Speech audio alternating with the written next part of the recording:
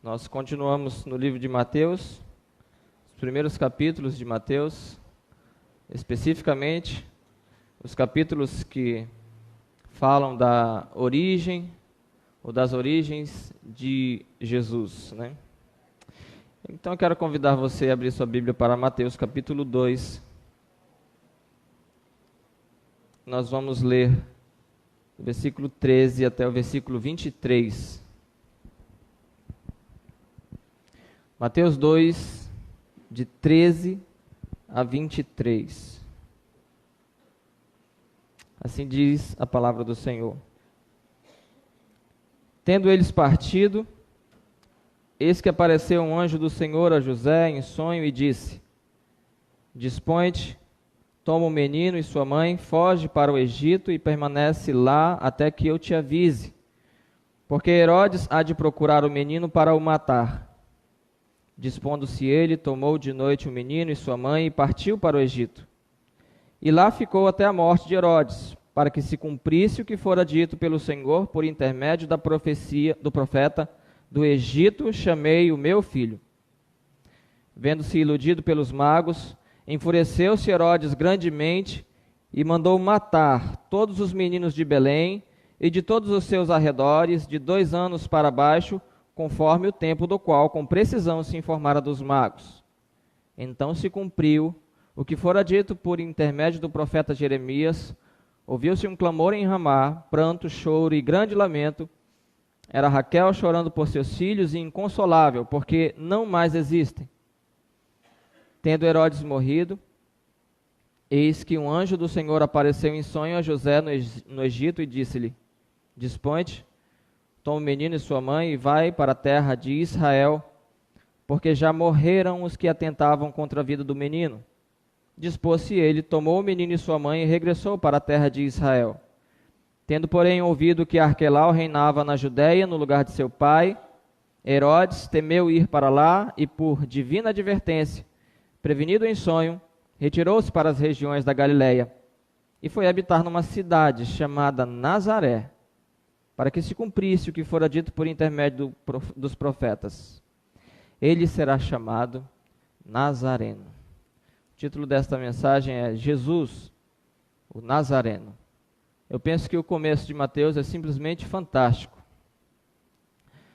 Mateus começa seu evangelho tratando das principais polêmicas que acompanhavam Jesus no que diz respeito às origens de Jesus. Essas polêmicas acompanharam a vida de Jesus, toda a sua vida, todo o seu ministério, mas é interessante que Mateus não faz isso pisando em ovos.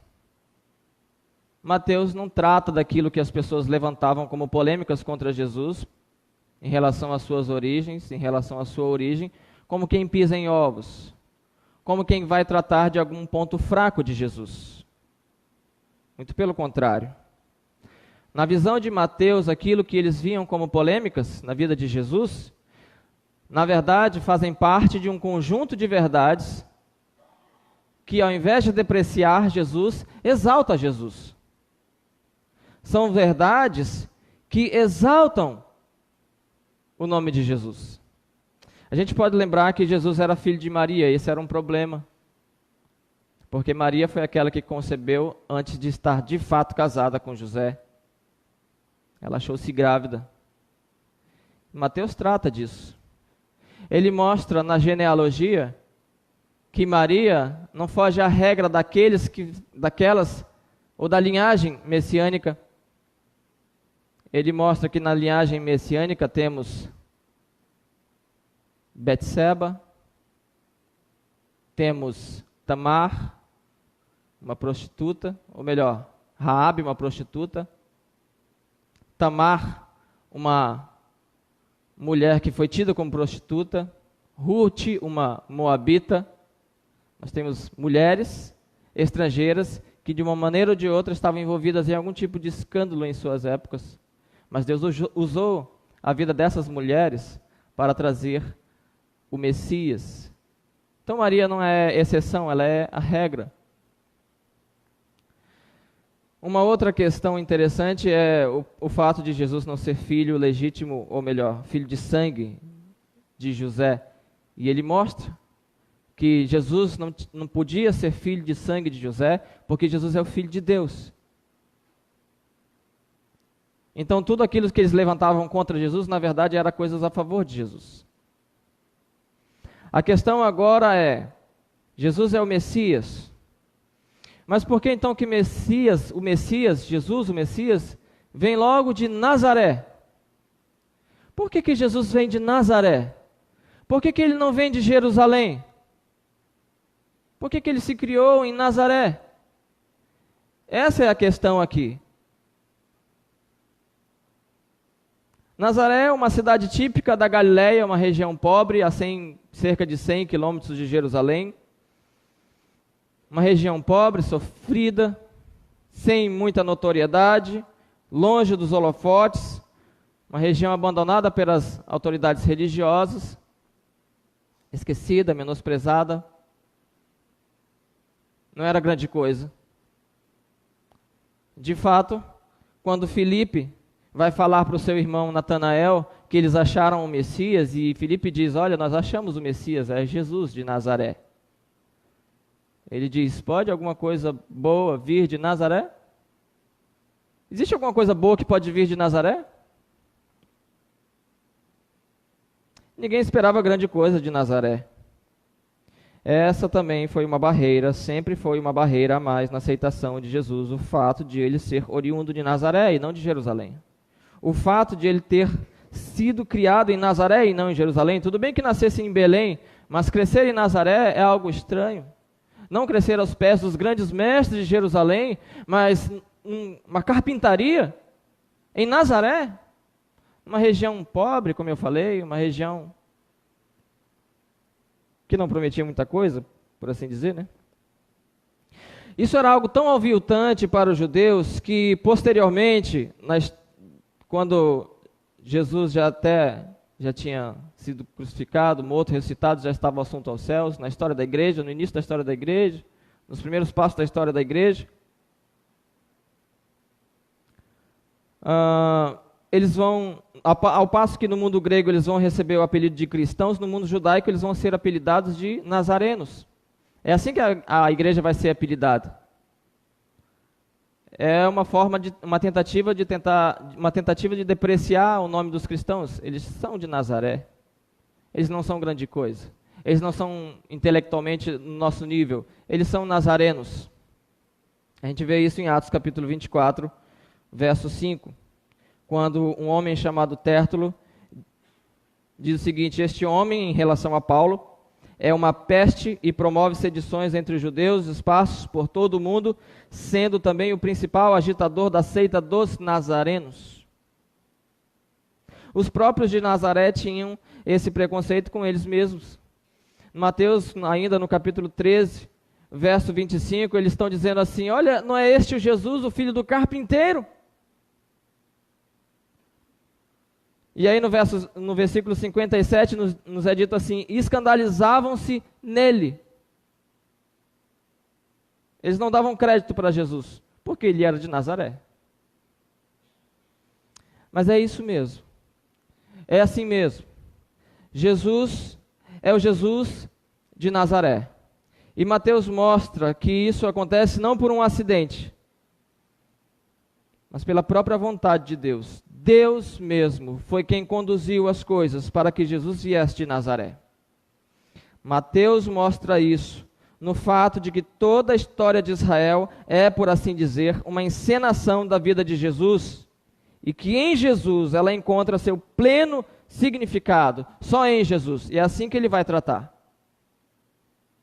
Mateus nos mostra em seu livro que a todo momento pessoas da história de Israel, a própria nação de Israel, momentos em que Deus intervém na história de Israel, as profecias para Israel, as profecias de Israel, tudo aponta para Jesus e tudo encontra um pleno significado na pessoa de Jesus.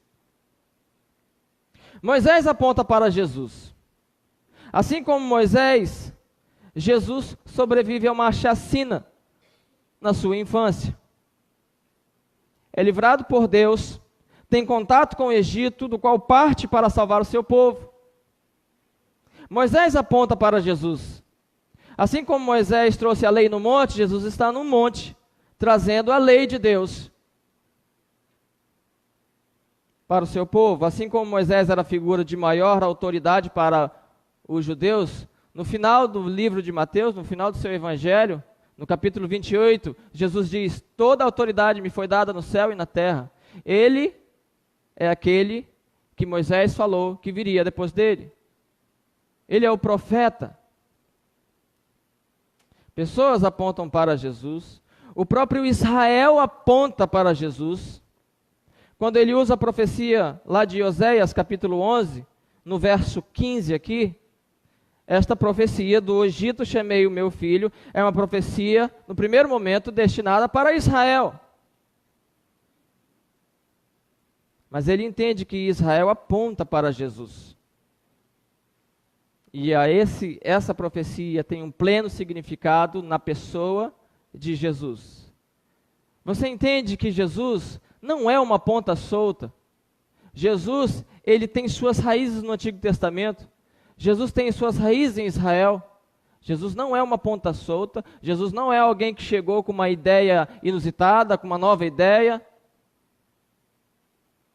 Sem Jesus, todo o Antigo Testamento, toda a história de Israel não tem significado. Mateus trabalha isso, Hebreus trabalha isso.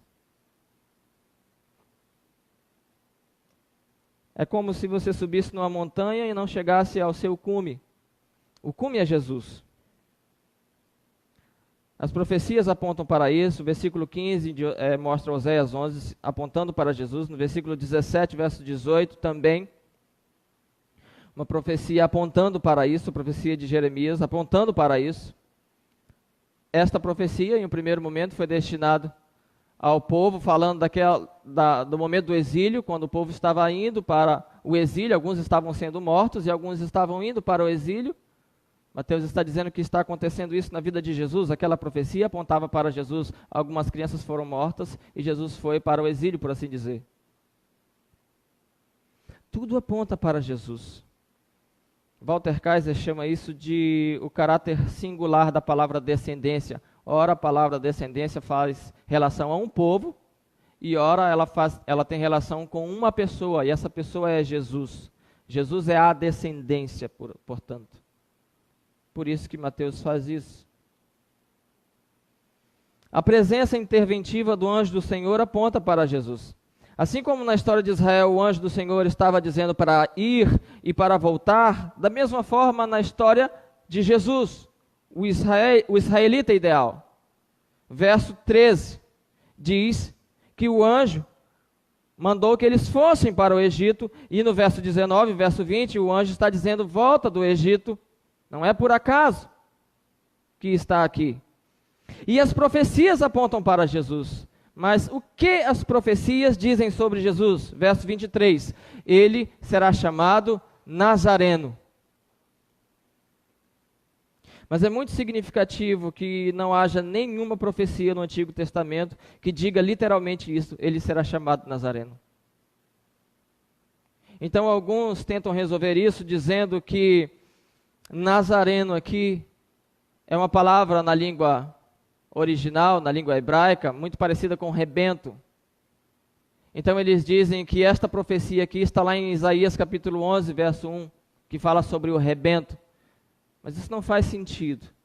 Isso não dá sentido à argumentação geográfica que Mateus está traçando aqui. Mateus está falando de locais, ele fala de um local, de outro local e de outro local agora. Então como que isso se resolve?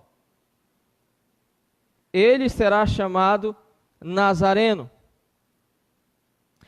A resposta está no versículo 23 ainda, quando ele diz por intermédio dos profetas. Aqui ele não diz por intermédio da profecia em particular, mas dos profetas. Os profetas dizem isso. A voz profética do Antigo Testamento afirma: ele será chamado Nazareno. Ser nazareno, querido, significa ser algo como que um galileu, e Jesus era um galileu. Ser nazareno é sinônimo de desprezo, rejeição, sofrimento. Pouco caso. Ser nazareno é sinônimo de ser alguém que não tem muito valor dos outros. Ser nazareno é aquele que não é grande coisa aos olhos dos outros. E é exatamente isso que Isaías diz em Isaías 53, de 1 a 3. Ele diz: quem creu em nossa pregação, e a quem foi revelado o braço do Senhor, porque foi subindo como renovo perante ele, e como raiz de uma terra seca. Não tinha aparência nem formosura. Olhámo-lo, mas nenhuma beleza havia que nos agradasse. Era desprezado e o mais rejeitado entre os homens, homem de dores e que sabe o que é padecer.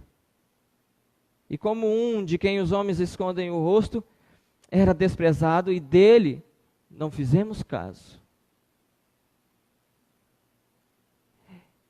Isso é o que a profecia, os profetas falavam sobre Jesus. É alguém que o mundo, ou nós, não fizemos caso. O plano de Deus sempre foi que Jesus fosse de Nazaré. Jesus viesse e fosse nazareno. Isso não foi uma mancha no seu currículo, como eles achavam. Mateus está dizendo aqui, aquilo que vocês acham que deprecia Jesus, na verdade é o plano de Deus, que está sendo cumprido, que foi cumprido na pessoa de Jesus. Ele não veio para estar entre os grandes, ter uma vida confortável, lá em Jerusalém. Ele não veio para isso, porque o próprio Filho do Homem não veio para ser servido, mas para servir e dar a sua vida em resgate por muitos. Ele veio para sofrer. O que os homens desprezavam veio direto do coração de Deus. Mas por que precisava ser assim? Porque além de se encarnar, Jesus ainda precisava passar por tudo que nós passamos, sofrer. No verso 16 diz que Jesus nasce em Belém, a cidade de Davi. É o Messias. Mas Belém significa a casa do pão. Jesus é o verdadeiro pão que vindo do céu dá vida aos homens, mas isso só foi possível porque além de vir até nós, ele viveu como nós, se identificou conosco. Jesus não foi colocado numa bolha até a cruz. Jesus viveu todas as mazelas que nós vivemos. Sua vida foi marcada pelo contato com tudo aquilo que permeia a humanidade caída. Ele cresceu em um lar pobre. Em Lucas 2:24 nós depreendemos isso. A sua família lá foi oferecer um sacrifício, segundo o que está escrito na lei, e o sacrifício era um par de rolas e 2 pombinhos. Era o sacrifício de uma família pobre. Ele cresceu em um lar pobre, não nasceu em berço de ouro. Nós bem sabemos onde ele nasceu. Passou por privações, sentiu fome, sede, cansaço, exaustão. Quis descansar muitas vezes com os discípulos, porque estava cansado, exaurido. Dormiu e nem sequer viu uma tempestade chegar, porque estava cansado. Ele não brincou enquanto esteve aqui. Sentiu as perdas que nós sentimos. Em João 11:35, Jesus chorou pela morte de um amigo, sentiu a dor que nós sentimos. Ele não era diferente de nós nesse sentido, ele era homem. No início da igreja, muitos quiseram atacar isso e dizer que ele tinha um corpo parecido com o nosso.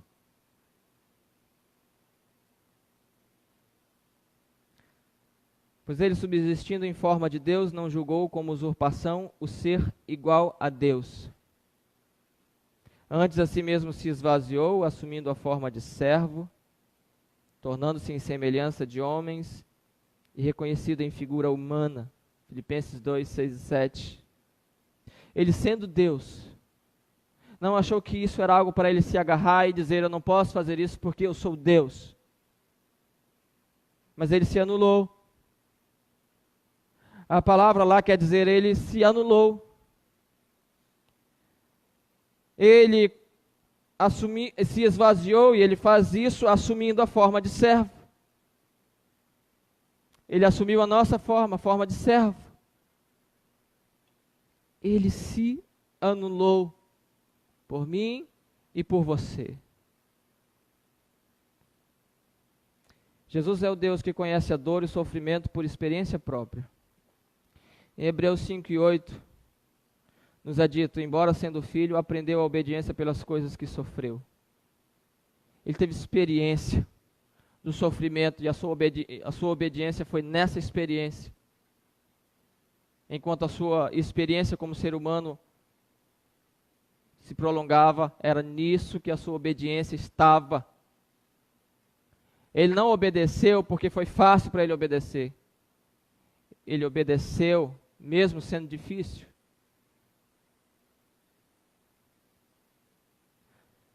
Jesus mergulhou na miséria humana para triunfar sobre ela na cruz, e isso por amor. Se identificou conosco, mesmo em nossas misérias, ele não se poupou por amor.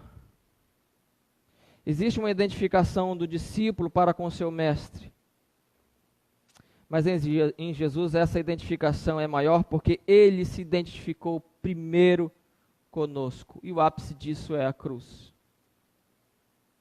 João diz: tendo ele amado, amou-os até as últimas consequências, amou até o mais alto grau, amou até o fim.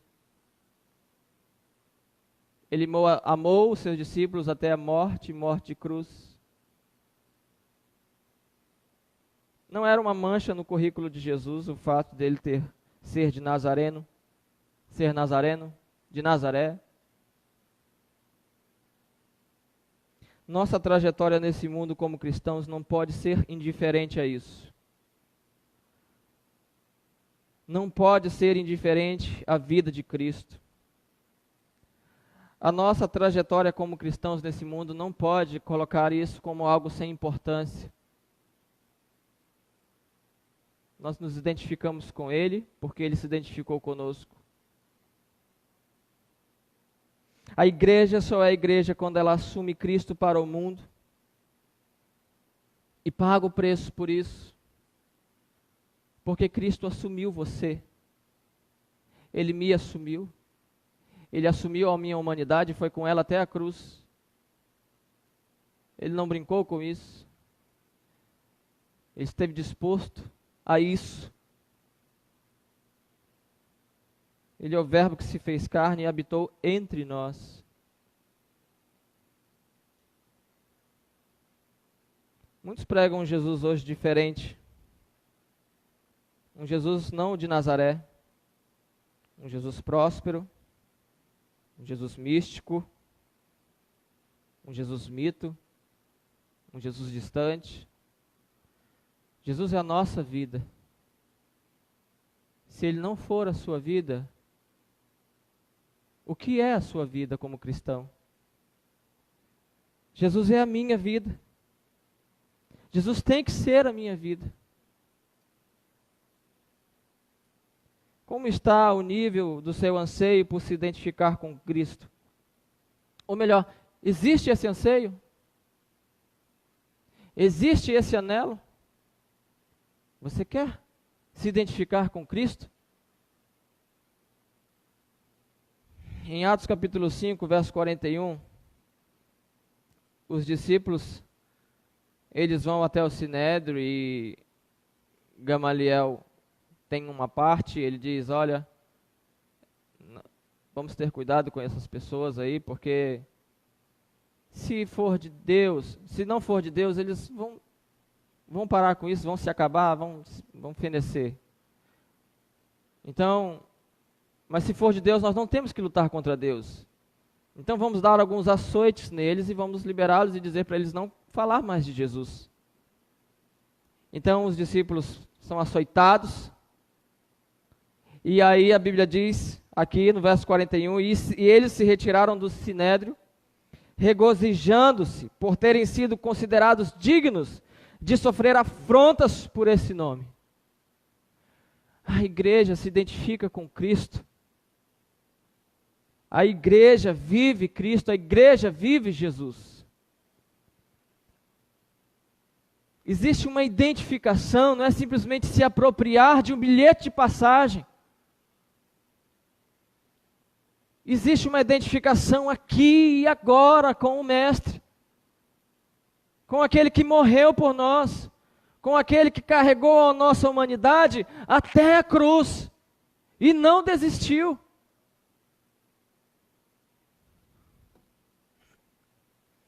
Mais à frente, no caminho de Damasco, Jesus fala com Paulo, com Saulo: Saulo, Saulo, por que me persegues? Saulo estava perseguindo a igreja, mas Jesus diz: por que me persegues? Porque eu estou na igreja. Existe uma identificação entre eu e a minha igreja, e entre a minha igreja e eu. Nós somos um. Jesus vive na igreja. Jesus diz: eu sou a luz do mundo. E depois ele diz: vocês são a luz do mundo. Jesus diz: eu sou a verdade. E depois ele diz: vocês são a coluna e baluarte da verdade. Ele diz: eu sou o caminho, a verdade e a vida. Mas à frente a igreja vai ser conhecida como a seita do caminho. Jesus deve ser visto em nós. Existe uma união inextricável entre nós, entre mestre e o seu discípulo, entre o seu discípulo e o seu mestre. Ele nos assumiu, devemos assumi-lo também. Aí está a nossa alegria, na nossa comunhão com Ele.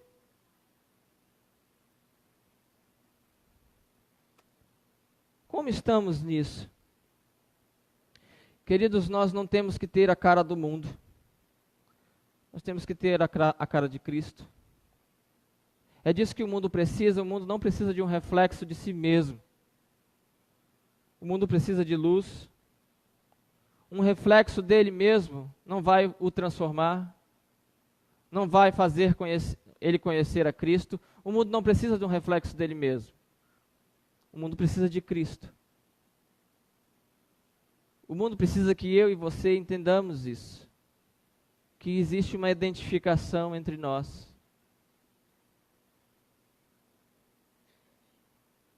Você precisa saber se Jesus é real para você. Israel devia ser a luz que subjugava as trevas. Mas foi o contrário, as trevas ao seu redor subjugaram sua luz e com isso eles se tornaram inúteis. Em Isaías capítulo 5, verso 1 a 2 diz: agora cantarei ao meu amado o cântico do meu amado, a respeito da sua vinha. O meu amado teve uma vinha num outeiro fertilíssimo, sachou-a, limpou-a de pedras e a plantou de vides escolhidas, edificou no meio dela uma torre e também abriu um lagar. Ele esperava que desse uvas boas, mas deu uvas bravas. A igreja não pode repetir o erro. A igreja precisa dar uvas boas, não uvas bravas. A igreja precisa frutificar para a glória de Deus. A igreja precisa ser como Cristo. A igreja precisa se identificar com Ele, assumir a Ele nesse mundo. O que você tem assumido? É incontável o número de padrões que se nos apresentam. Artistas, jogadores de futebol, personalidades. E a igreja às vezes está absorvendo isso, está assumindo isso. Está querendo ter esses valores dessas pessoas. Cristo assumiu você, você assume Cristo? A igreja não pode repetir o erro e se tornar irrelevante, abraçando a futilidade ao seu redor. Em Apocalipse capítulo 3, nós temos a igreja de Laodiceia. E ela diz: estou rico e abastado. Eu estou rico e abastado, não preciso de coisa alguma. E onde Jesus está? Ele diz: eu estou à porta, do lado de fora, e estou batendo. Qual igreja que queremos ser? A igreja que diz: nós estamos muito bem, obrigado, mas que Cristo está do lado de fora? Cristo não está sendo visto? Cristo não está sendo assumido? Qual a igreja que nós queremos ser? Eu penso que nós não queremos ser a igreja de Laodiceia, uma igreja pomposa, mas irrelevante. Nós queremos que Jesus seja visto em nós através das nossas vidas para a glória de Deus. 1 Pedro 2:21, e eu encerro com esse versículo.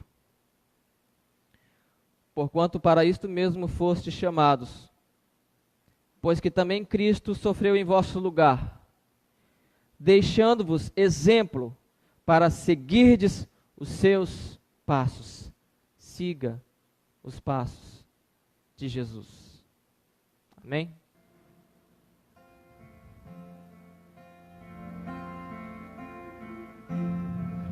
Ele é mais que a sombra, Ele é a substância.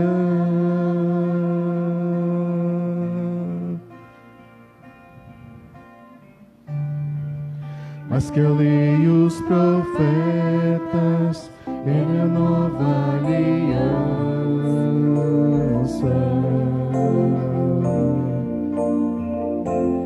Ele é o resplendor da glória de Deus, a expressão exata do Pai.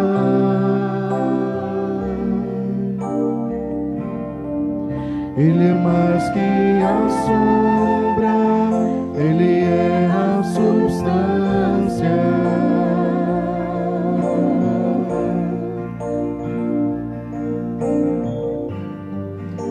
Que a lei e os profetas, Ele é a nova aliança.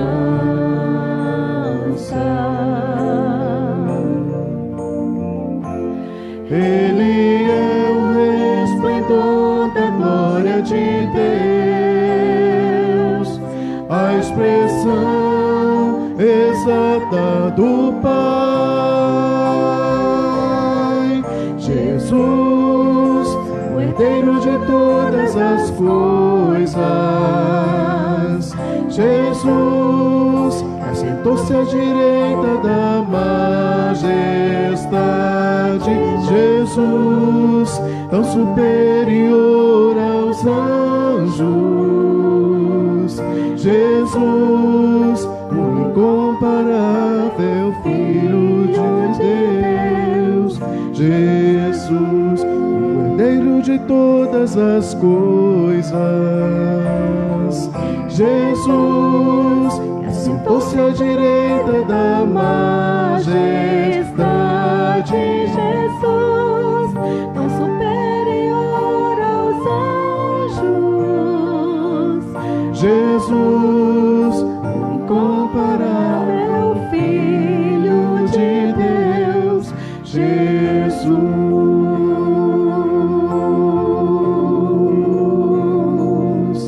Jesus.